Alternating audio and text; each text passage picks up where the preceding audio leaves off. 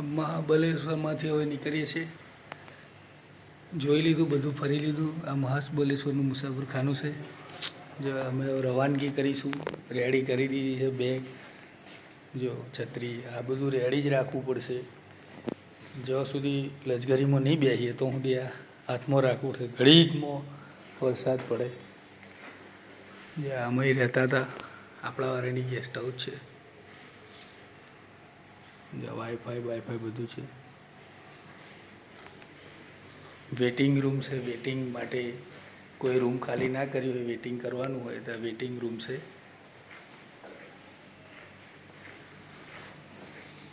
મસ્જિદ છે, વજૂખાનું છે. બહારથી બંધ છે લાગે છે.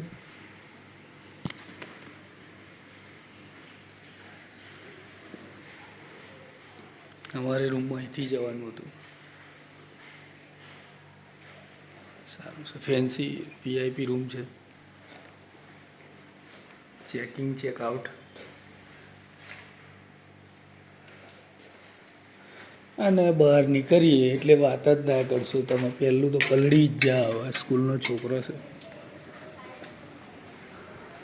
જોઈ લો. બહાર તો નીકળાયું જ નહીં, વાતાવરણ જ. પેલા લોકો એવું કહેતા કે અહીં આવું જ હોય, આવું જોવા માટે જ લોકો અહીં આવે એમ. મને તો આ ગંભીર વાતાવરણ લાગે.